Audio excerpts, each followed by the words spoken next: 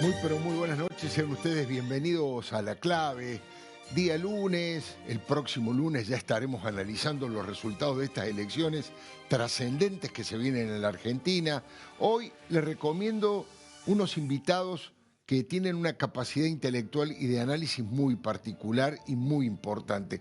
Estoy hablando de un sociólogo, hombre del CONICET, licenciado como Marcos Novaro, que además va a presentar su último libro, lo acaba de publicar, está recién salido del horno, Lo bueno, lo malo y lo feo, a 2 años de Milei. Interesante, ¿no? Después vamos a conversar con un profesor de historia, periodista y escritor como Rogelio Alanís, a mi criterio, uno de los mejores analistas políticos de la Argentina. Y hablando de todos los temas que tienen que ver con el narcotráfico, vamos a encontrarnos a través del aire en los Estados Unidos con Mariano Federici, el ex titular de la Unidad de Investigación Financiera.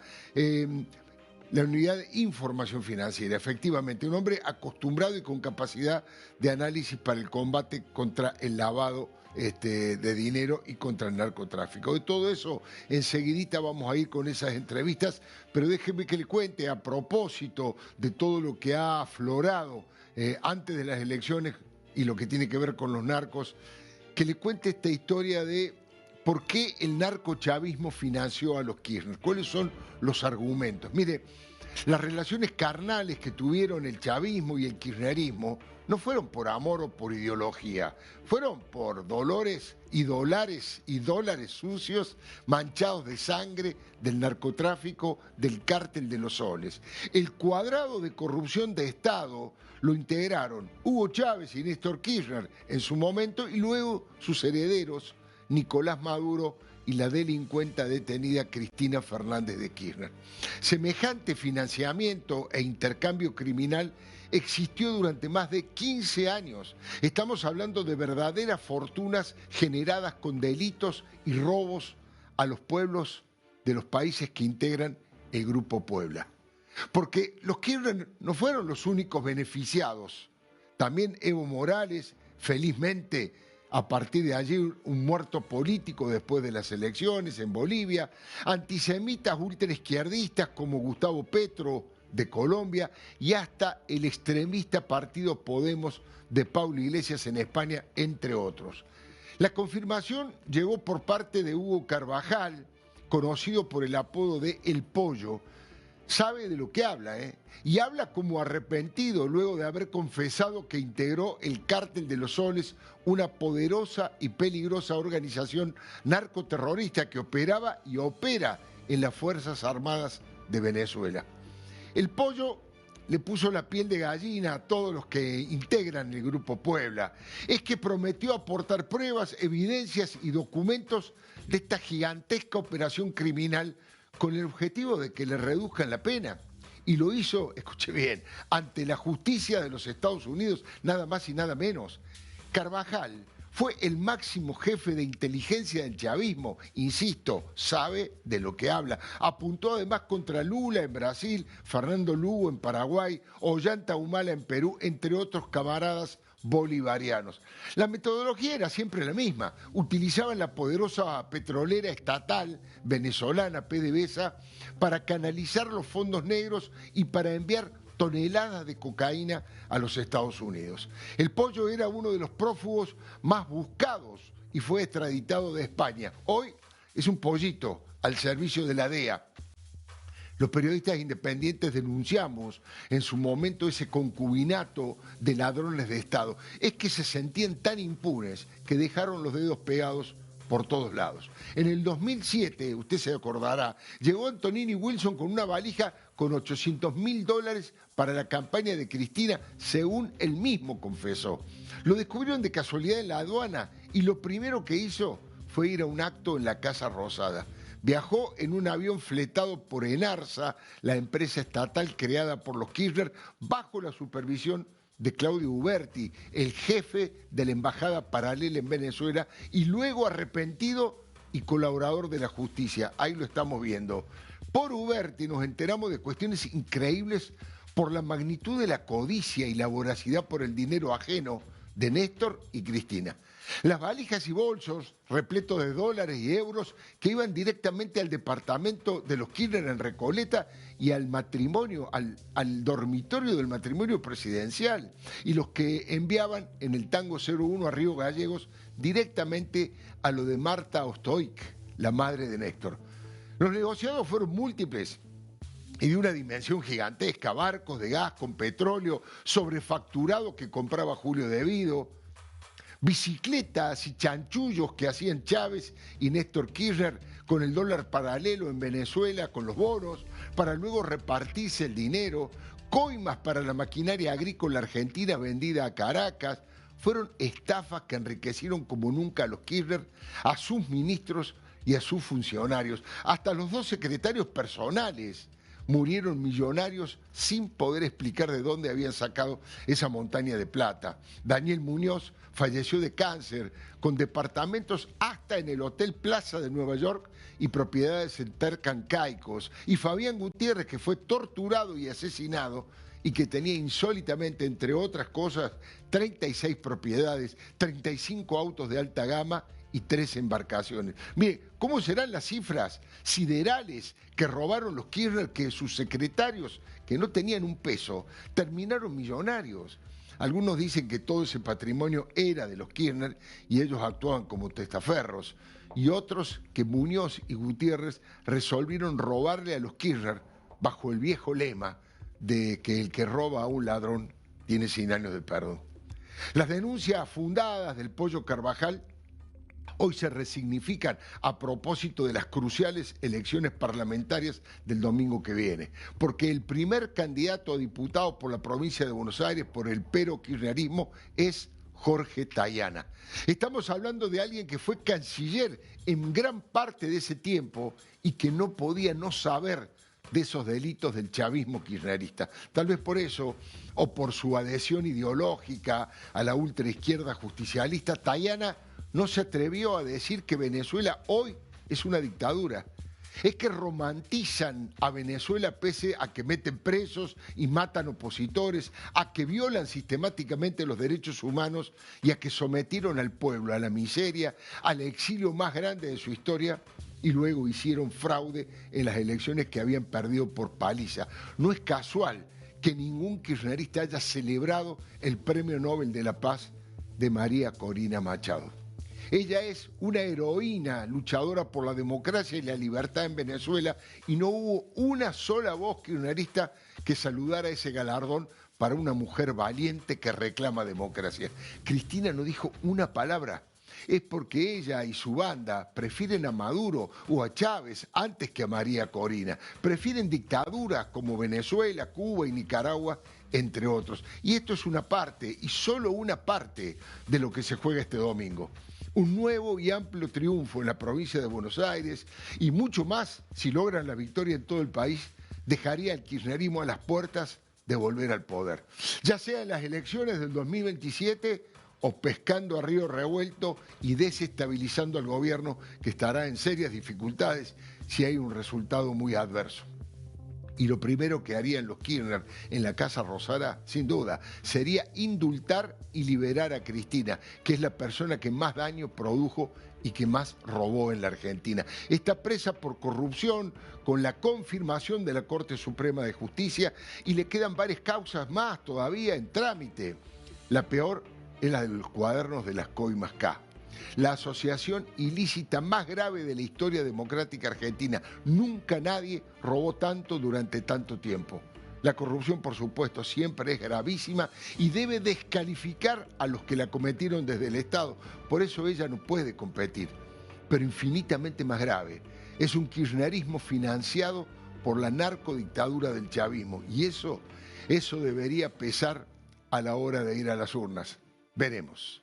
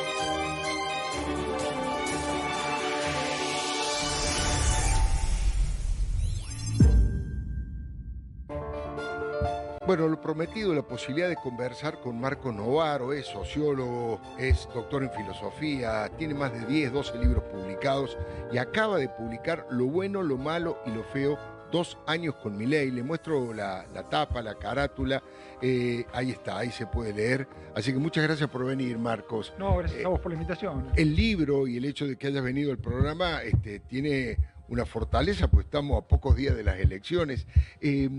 Bueno, es muy interesante cómo vos planteás tratar de no dejarte engullir por la grieta y tratar de ver lo bueno, lo malo y lo feo. Es más, haces como una especie de, no sé, plegaria esperanzada. Ojalá que lo bueno pueda engullir a lo malo y a lo feo. Pero contame la génesis, un poquito cómo se te ocurrió, una demanda de tu propia capacidad de análisis. Sí, surgió un poco, bueno, estos 2 años han sido muy agitados, digamos, con muchas discusiones con amigos, colegas, tanto en el ámbito académico como en el ámbito de la comunicación, Claro. del debate público, digamos. Y la verdad es que, viendo un poco para atrás, cuando estaba por cumplirse estos 2 años y empezaba la crisis, empezaba, bueno, la situación que se desató del todo el 7 de septiembre, pero el libro yo básicamente lo escribí antes, ¿no? Lo escribí no contiene, en los meses previos. No contiene lo del 7 de septiembre. Apenas hay una mención, hay una consideración sobre esa elección, pero básicamente el argumento es cómo el gobierno al principio fue básicamente pragmático y después por distintos factores dejó de serlo, se volvió un gobierno más duro, más entusiasta, por decir así, más hasta arrogante, ¿no? Por momentos arrogante. Y eso, bueno, significó que acumularon una serie de errores que de alguna manera se iban a cobrar, digamos, ¿no? Claro. O sea, errores que no era fácil que pasaran desapercibidos para un gobierno que siempre fue un gobierno precario, ¿no? Con una representación parlamentaria muy chica, sin representación territorial, sin partido, con una oposición enfrente muy dura, muy salvaje, digamos, ¿no? Que en gran medida se benefició de la polarización, porque la polarización fortaleció a Milei, pero también de alguna manera le dio una nueva vida al gato de 9 vidas que es el kirchnerismo. El peronismo, el pero kirchnerismo. Que siempre resurge de las cenizas de sus errores y qué sé yo, y aparece como que puede volver mejor, ¿no? Claro, pues es que a mí una de las cosas que más me llama la atención, me apasiona la política, obviamente. Hace 47 años que soy periodista y en los últimos 30, 40 he hecho periodismo político. Javier Milei no le interesa, no se interesó, no sabe, ni tampoco se deja ayudar en cosas básicas de la política.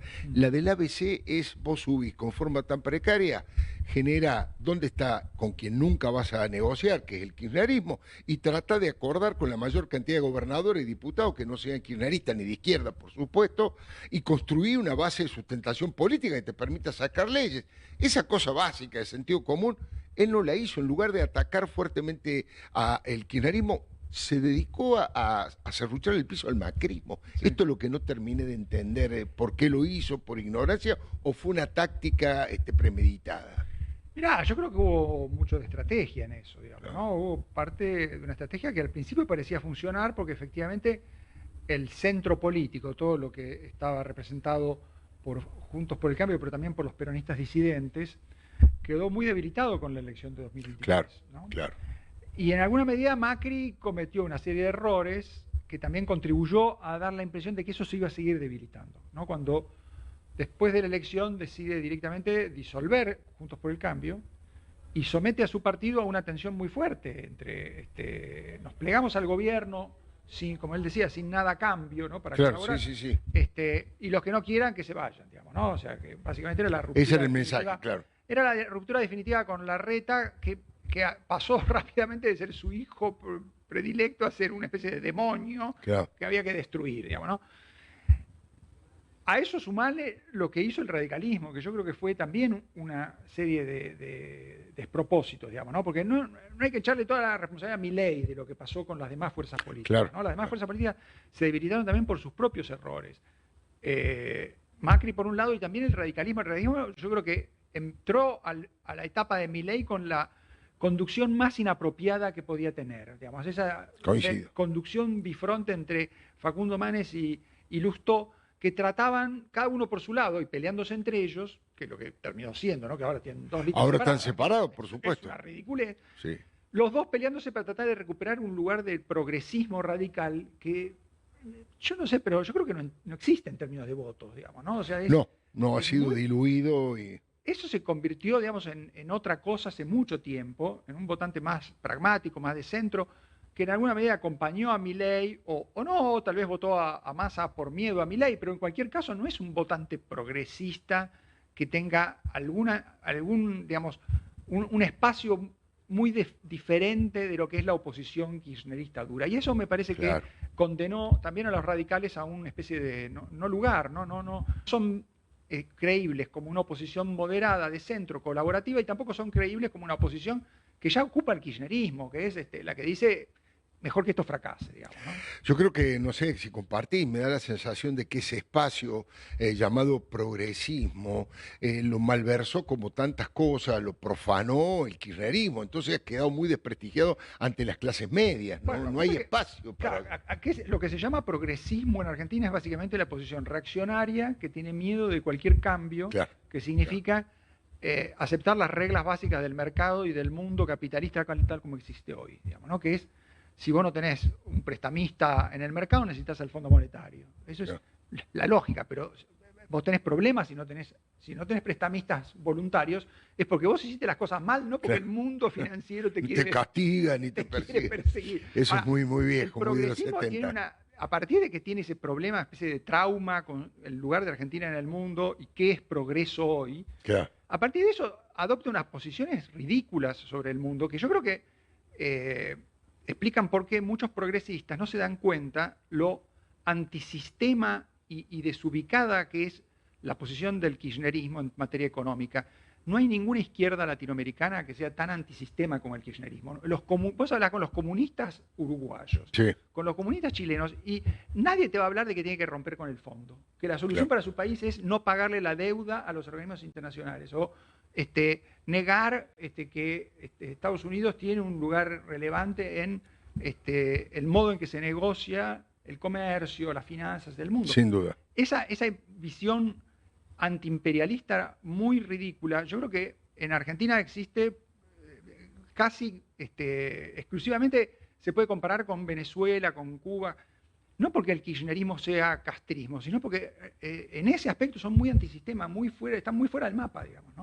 No, y además con un baño de corrupción y de relaciones muy tóxicas con estos países que acabas de nombrar, ¿no? Todo eso de que ni siquiera tienen la gloria romántica de haber hecho ninguna revolución. Básicamente es una especie de política antisistema para hacer todo tipo de latrocinio. Porque la izquierda chilena, por lo menos, suponete, puede reivindicar lo que fue el gobierno de Salvador Allende, que no tuvo ningún caso de corrupción y fracasó por otro tipo de motivo y fue sometido a un golpe de Estado de Pinochet, pero bueno, el kirchnerismo barro peronismo no tiene para reivindicar a una figura como la de Alfonsín en el radicalismo. No existe. Por eso me parece que ahí hay un trauma que tiene nuestro digamos, la izquierda del espectro. Claro. Que abarca desde el trotskismo hasta este progresismo un poco, digamos, equívoco, digamos, ¿no? Que es bueno, que realmente es un problema que tiene el sistema político y la oferta política argentina.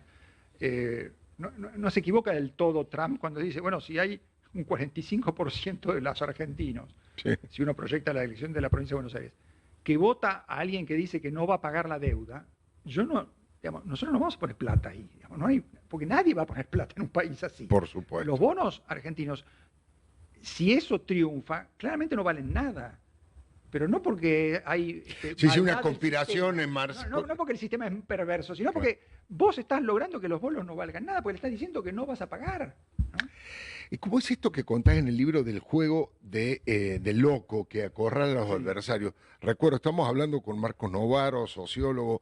2 años con Milei, lo bueno, lo malo y lo feo. Acaba de publicar Edasa, un ensayo realmente recomendable, como todas las columnas de Marco, un gran analista. ¿Cómo es esto del juego del loco? ¿Vos decís que se hace el loco Milei? Yo creo que en gran medida sí. Bueno, viene a cuenta de todo este asunto de qué es lo feo, digamos, ¿no? Claro. Hay cosas feas que hacen los gobiernos en situaciones de emergencia que son inevitables. Algo de motosierra era inevitable. No, por supuesto. Y eso tenía apoyo popular, ¿eh? No solamente tenía apoyo político, sino que tenía lógica. Lógica. ¿No? Tenía lógica porque Claro. era, a ver, vos no podías generar confianza a un gobierno que era tan precario en una situación tan difícil si no dabas un golpe sobre la mesa y decías, mire, acá Claro. va a haber un orden, que es Claro. este. A partir de ahora se gasta lo que hay. ¿No? Eso era brutal, era muy, muy duro para la sociedad y para sectores carenciados, para qué sé yo, la atención de la salud, para los discapacitados, Seguro. para las universidades. Seguro que tenía costos colaterales muy altos, pero podía entenderse, y yo creo que incluso buena parte de los afectados lo entendieron, y por eso durante el primer año Milei, aún aplicando ese ajuste, en las encuestas no perdió. No Se fue mantuvo. aceptado, como diciendo como algo inevitable que tenemos que superarlo para tener una no porque situación. nos guste, lo aceptamos, Claro. sino porque entendemos que esto es inevitable. Ahora, Exactamente.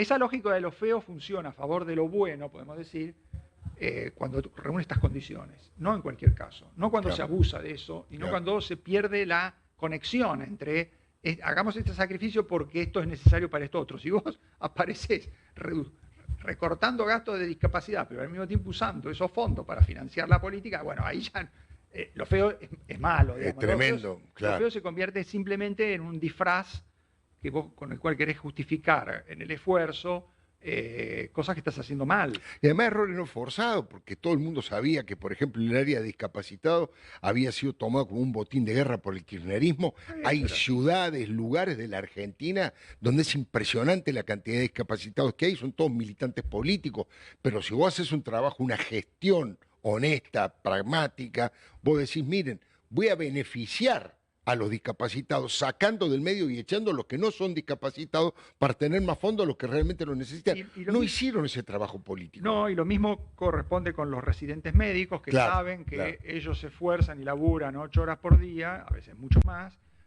cuando hay muchos empleados de planta en los hospitales que no laburan, laburan muy poco. Claro. Como consiguen la planta, se empiezan a convertir en el típico empleado público que es muy poco dedicado. Lo mismo pasa en las universidades. Vos podías hacer un recorte y forzar a las universidades a hacer un trabajo de hacer más eficiente el gasto que se sostiene con impuestos a todo el mundo. Y es discutible que eso sea justo porque la mayor parte de la gente que está en las universidades podría por lo menos pagar parte de ese servicio. Sin duda. Ahora, ¿por qué te convertiste en enemigos a los posibles, lo que vos decías, ¿no? Posibles beneficiarios de un ajuste bien hecho? Porque no pasaste a tiempo de la motosierra al bisturí. Al bisturí. Y eso me parece que es parte de una serie de problemas que empezaron a cargar al gobierno cada vez más en los últimos tiempos. No pretendo que hagas un análisis con las encuestas que hay, ha perdido credibilidad las encuestas por distintos motivos, incluso más allá de la responsabilidad de los encuestadores, la gente está cansada, agotada de la política, no contesta cualquier cosa, pero tu olfato y tu análisis histórico, tu capacidad de análisis político, ¿qué pensás que puede ocurrir el domingo y qué puede ocurrir el lunes de acuerdo al resultado del domingo? ¿Cómo te lo imaginás? No quisiera que alguien me haga esta pregunta a mí. Pero yo te la hago a vos porque yo soy periodista. Me veo obligado a decir algo. Claro. Yo podría decir tranquilamente, digamos, yo creo que hay dos escenarios posibles. Hay un escenario que es malo para el gobierno, él sale abajo del kirchnerismo por una diferencia. En cantidad de votos, en diputados, en senadores. Y eso no se puede disfrazar por nada, por mayor dibujo arbitrarias y más o menos manipuladas que todos van a tratar de hacer, de sumar cosas que no son iguales, digamos, pero que eso va a ser parte del despelote del domingo a la noche, va a ser cómo se suman los votos, porque es una elección donde hay una enorme heterogeneidad territorial y una gran fragmentación de las fuerzas y las áreas. Pero bueno, más allá de eso, si es evidente que el gobierno saca menos de un tercio de los votos y el kirchnerismo sí reúne alrededor de 40 puntos, bueno, el gobierno va a estar muy complicado porque este es un gobierno que se ha sostenido básicamente en la opinión pública. Si no tiene esa ventaja en la opinión pública, todas las otras desventajas van a pesar mucho más. Sin duda. Entonces, aún con la asistencia norteamericana, al gobierno le va a resultar muy difícil, no digamos ya hacer las reformas, sino siquiera aprobar el presupuesto, tenerse los 2 años que le quedan. Sí. De todos modos, va a depender también de qué hacen los moderados. En ese caso, los moderados podrían ir en ayuda, todavía tienen capacidad de coordinarse, ya no, el PRO no lo puede hacer, Macri no está en condiciones de hacer eso, pero los gobernadores podrían ir a ayudar a Milei a sobrevivir. Sería un desafío muy grande para los gobernadores. Tengo mis dudas. El otro escenario es un escenario donde... Le va más o menos bien, igual. No va a arrasar como él soñaba, pero sí le puede ir medianamente bien y puede salir un poco arriba del kirchnerismo. Y eso le permite tomar aire para hacer lo que debió hacer, debió continuar haciendo después de los éxitos legislativos que tuvo en 2024, seguir negociando.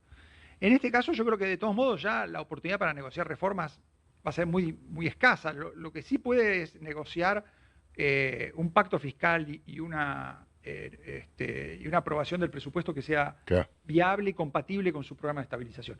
Y eso le puede dar un aire, junto con el apoyo externo, para que los 2 años que vienen sean menos malos que este último. Digamos. Yo creo que lo que hay que evitar es que el gobierno siga cometiendo los errores que cometió en este último año, ¿no? 2025 ha sido un año muy malo en términos de su política. De gestión. Si los 2 años que faltan los hace más parecidos a 2024, creo que puede legar algo que a futuro se le va a agradecer a Milei, que es, bueno, finalmente hizo un trabajo muy duro, muy costoso y muy feo, para seguir los términos, pero que alguien tenía que hacer, digamos, ¿no? Claro. Dijiste lo del apoyo norteamericano.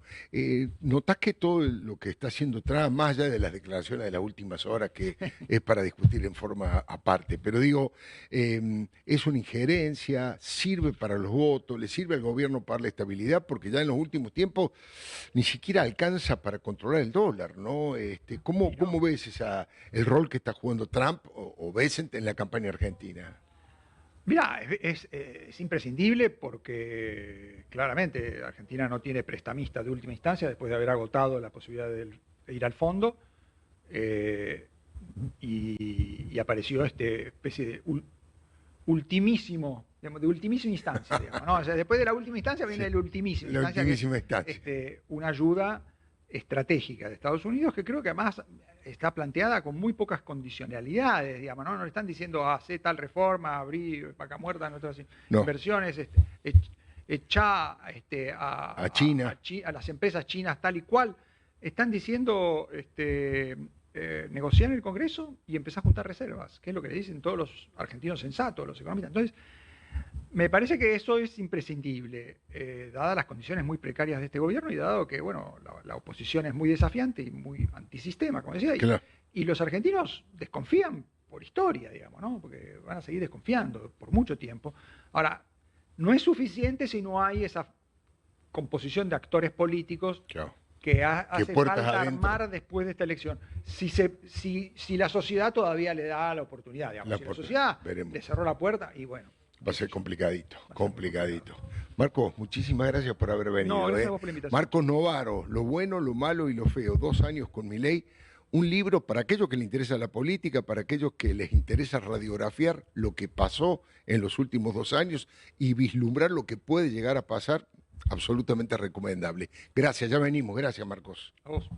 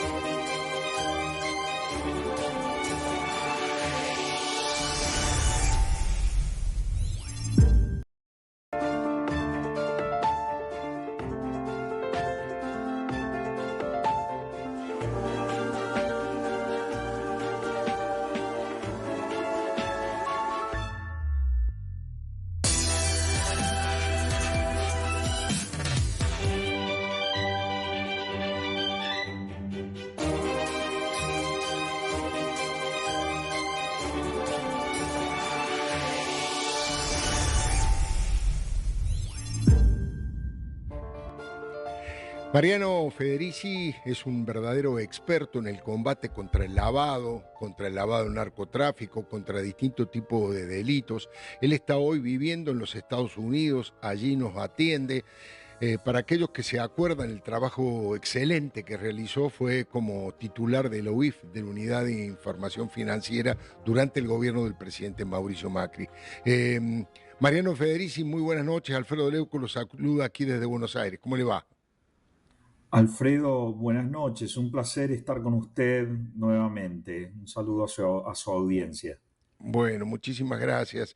Esta mañana, digamos, no esta mañana, sino al comienzo del programa, tuve la posibilidad de hacer una columna editorial respecto de el financiamiento que hizo el narco, digamos, chavismo, el cartel de los soles, de toda esa suerte de cuadrado corrupto entre Néstor Kirchner, Hugo Chávez, Nicolás Maduro y Cristina Fernández de Kirchner. ¿Cuál es la verdadera dimensión de ese financiamiento y de esa corrupción que usted ha comprobado, ya sea cuando estaba trabajando aquí o ahora en los Estados Unidos, Mariano?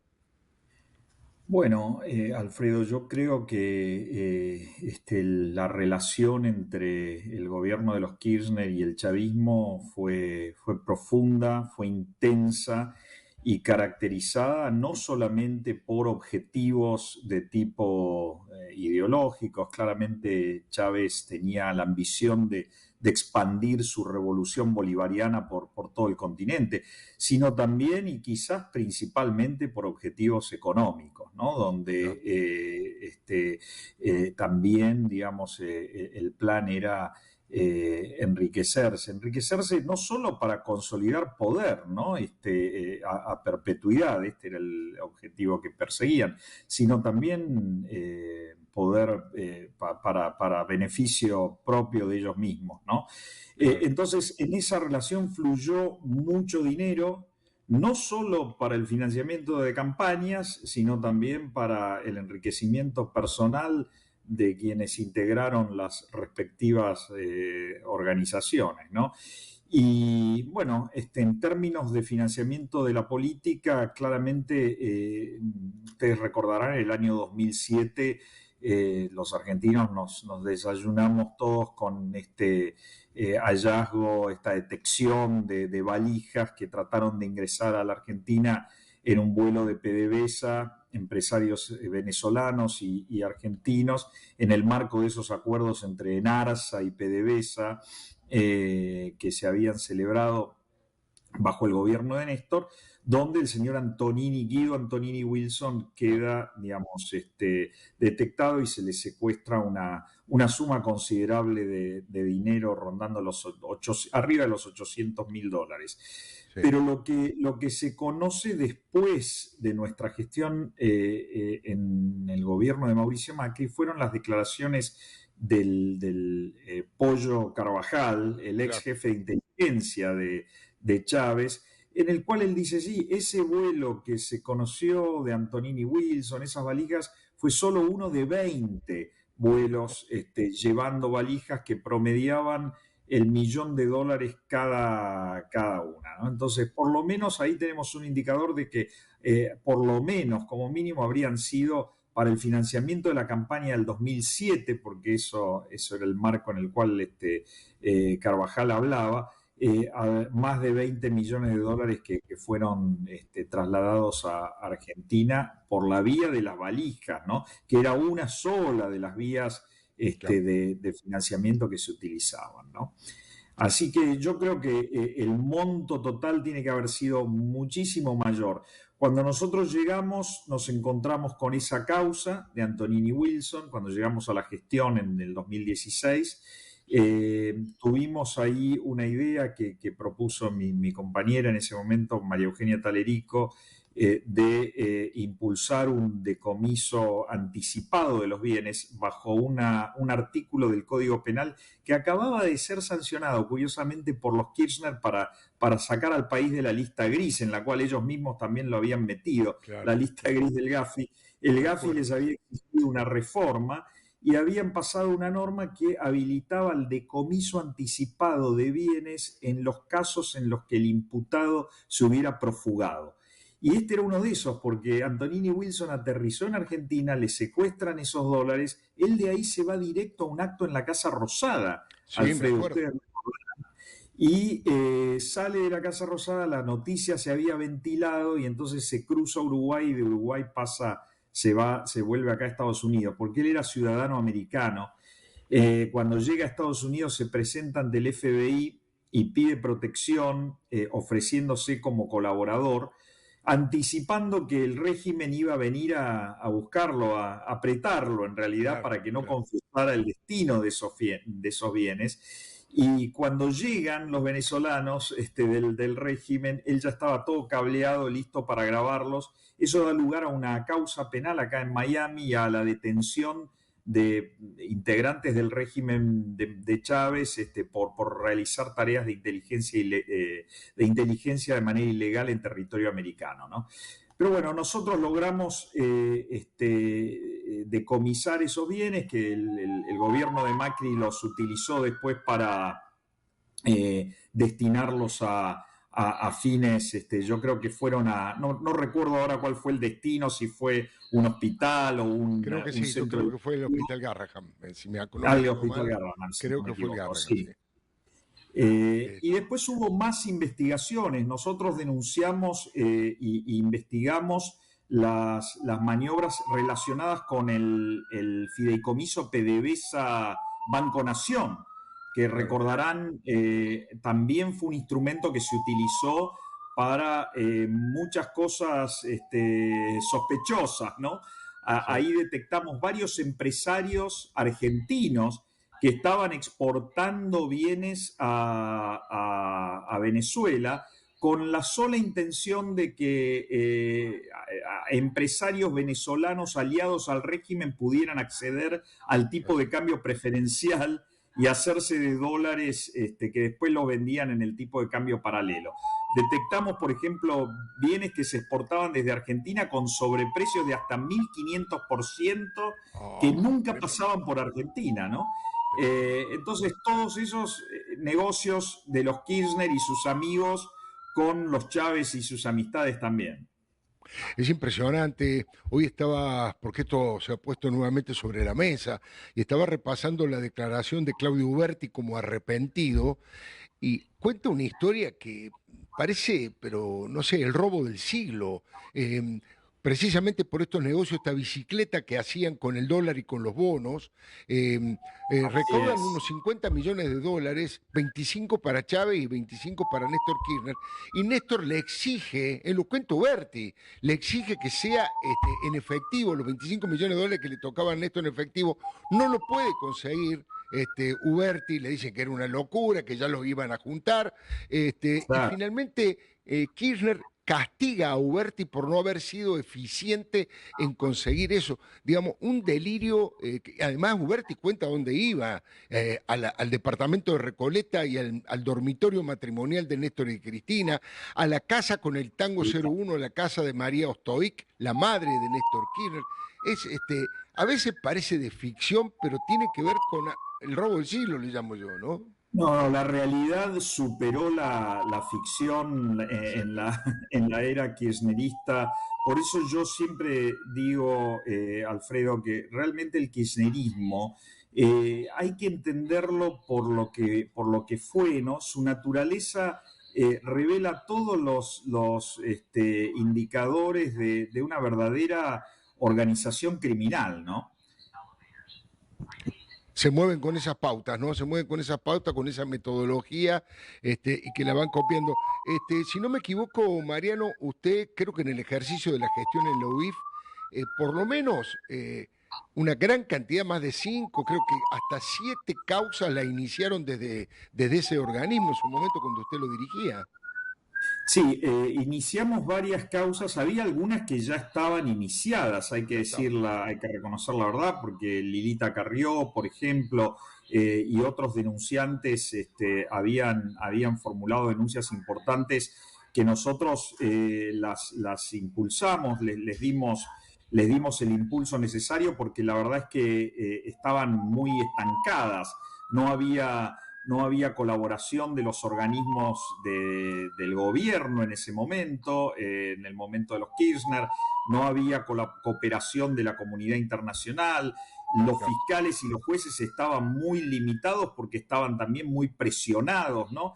Cuando nosotros llegamos, bueno, se liberó obviamente esa presión, empezamos a colaborar desde los organismos de control y la comunidad internacional también empezó a cooperar y eso le dio impulso a todas esas investigaciones que yo puedo decir, si hay un logro significativo de esos 4 años de gestión fue que todas esas causas que habían sido iniciadas y las que iniciamos nosotros también, logramos llevarlas a la etapa de juicio, ¿no?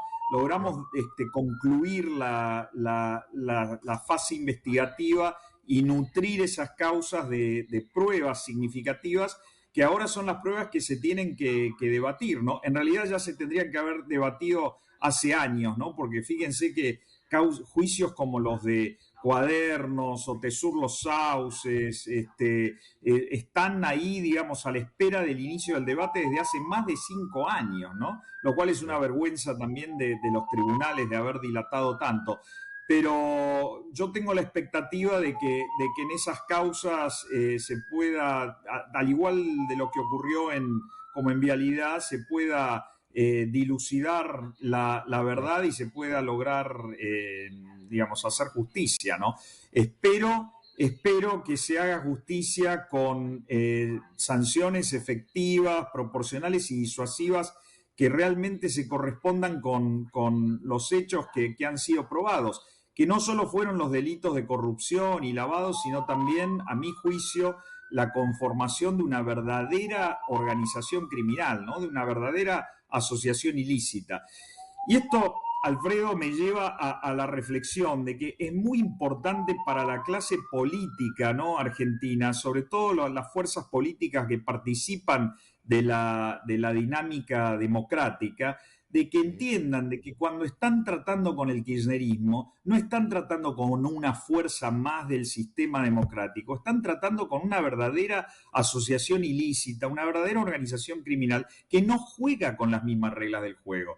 Fíjense lo que revela el caso de Antonini Wilson, que hablábamos recién, ¿no? Mientras los partidos tradicionales buscaban financiamiento seguramente por las vías legítimas, ellos se financiaban con el dinero del narcotráfico, del narcoterrorismo, ¿no? Entonces, hay que tratar a esta organización por lo que es. Eso implica abordarla, someterla a la justicia, usar todas las herramientas legales que se encuentran a disposición para darle impulso a los juicios.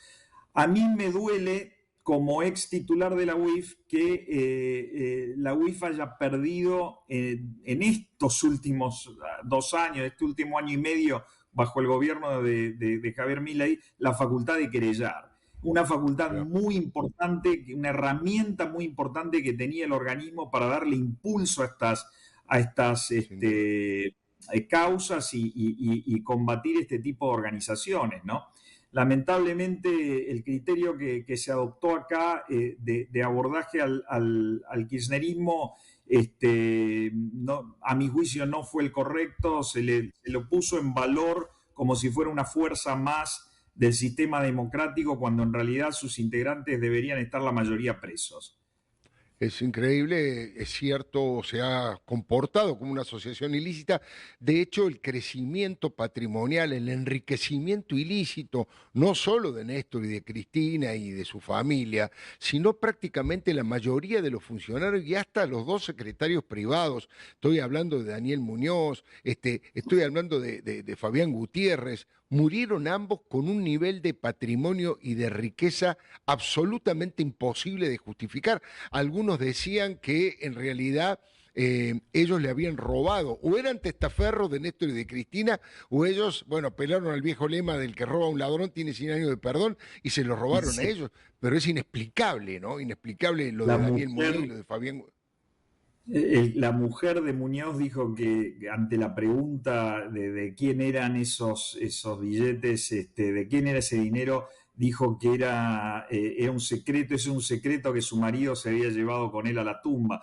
El caso de Daniel Muñoz es realmente, sí, yo creo que ahí la realidad supera la ficción y en algún momento se tendrá que hacer una película con eso cuando se termine de juzgar, porque fíjense que Daniel Muñoz llevó el dinero, lo trajo aquí a Estados Unidos, al sur de la Florida, 70 millones de dólares lavó en territorio americano, se compró propiedades acá en el sur de la Florida, se compró 2 departamentos en el Hotel Plaza de Nueva York, con vista al Central Park, de $9 millones cada uno.